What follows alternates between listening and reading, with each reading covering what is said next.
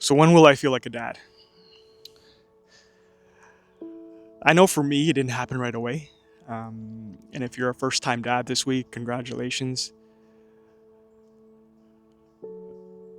And you're not alone. For me, that first week, we're going back to June of 2020 when I had my first son. Um, I'm now a father of three. But when I had my first son that first week, technically I was a dad. I became a dad. But I didn't feel like it. And I'm not sure if it was just the whole week, the euphoria of having a child, and maybe the lack of sleep, or just being shell shocked at my wife delivering a child. Uh, but that week was just a blur, and I felt more like an assistant, to be honest, than a dad, because right from the get go, the baby's out, and you have your moment of,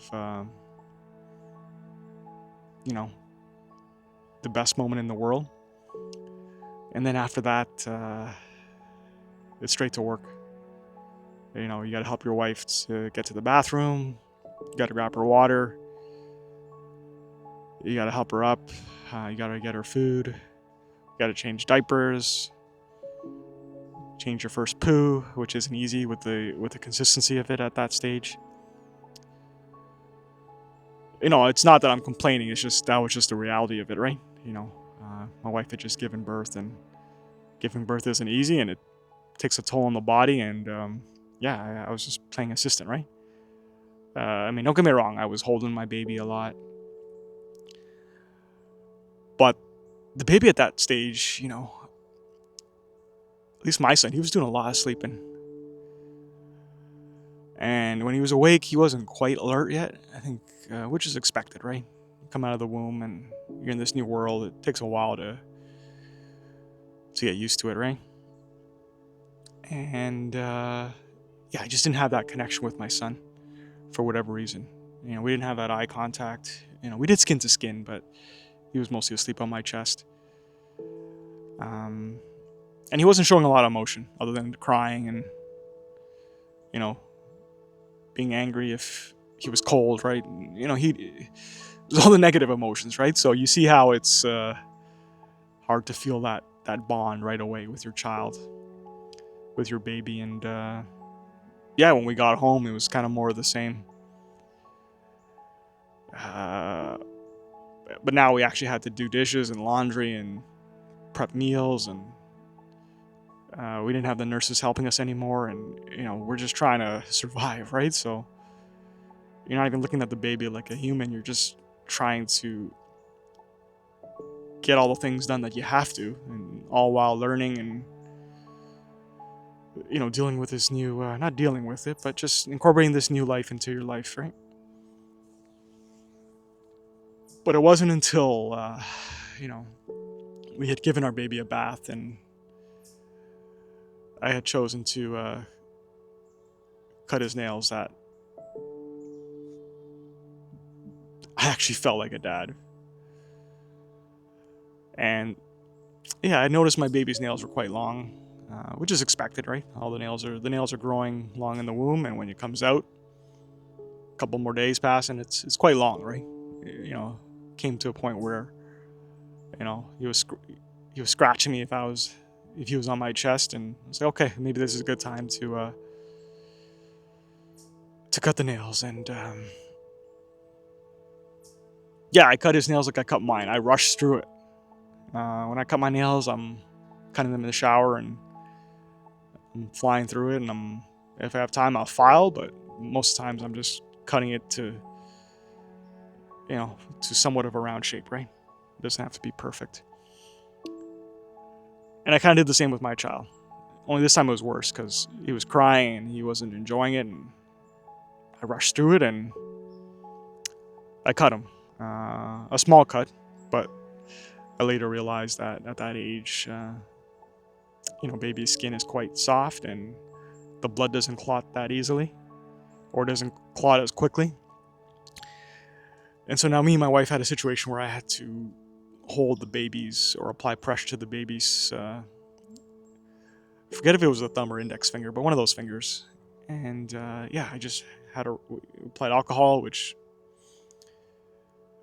disinfected it, but obviously created a lot of pain in the baby, in my son, and I had to just hold his finger for the next hour because we couldn't put a band-aid on it, not at the size of those fingers. And